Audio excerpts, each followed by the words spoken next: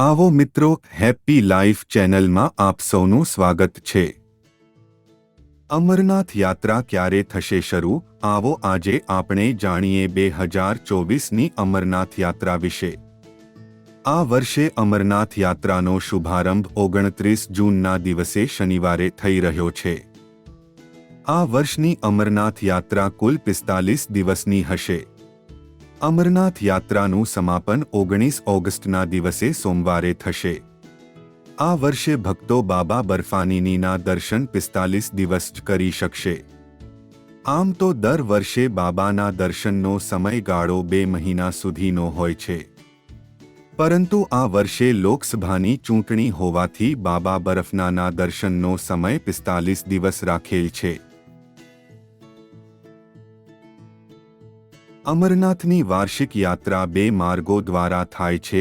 Number 1 છે અનંતનાગ જિલ્લામાં આવેલ પરંપરાગત 48 કિલોમીટર લાંબો નુનવાન પહલગામ માર્ગ અને બીજો માર્ગ છે દરબલ જિલ્લામાં ટૂંકા અને સાંકડા 14 કિમીનો બાલટાલ માર્ગ।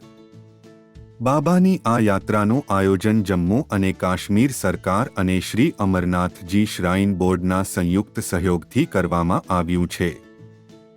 પૌરાણિક માન્યતાઓ અનુસાર આ ગુફામાં હાજર બરફનું શિવલિંગ સંપૂર્ણપણે કુદરતી રીતે બનેલું છે।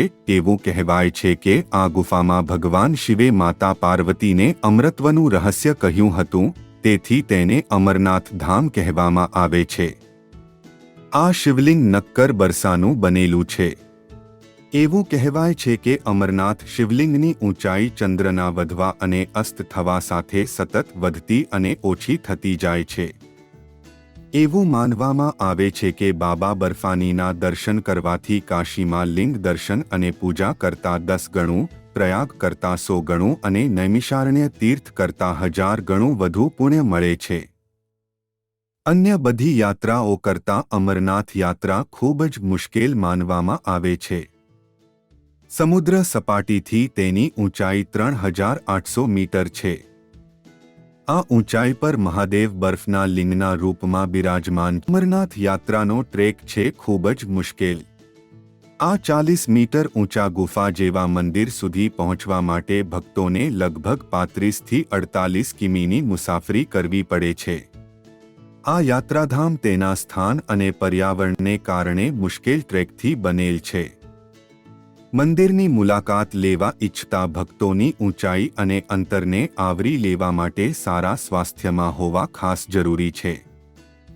એટલા માટે બાબાના દર્શન કરવા જતા યાત્રિકોને રજિસ્ટ્રેશન કરતી વખતે સારા સ્વાસ્થ્યનું ચેકિંગ થાય છે। અમરનાથ મંદિર હિન્દુઓના સૌથી પવિત્ર મંદિરોમાંનું એક માનવામાં આવે છે અને તેની સાથે ઘણી દંતકથાઓ જોડાયેલી છે।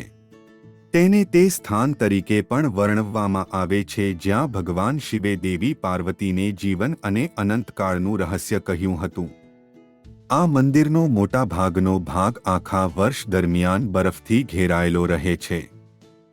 ઉનાળાની ઋતુમાં મંદિર ખૂબ જ ટૂંકા ગાળા માટે ખોલવામાં આવે છે। આ વર્ષે 45 દિવસ સુધી જ આ મંદિર દર્શન માટે ખુલ્લું રહેશે।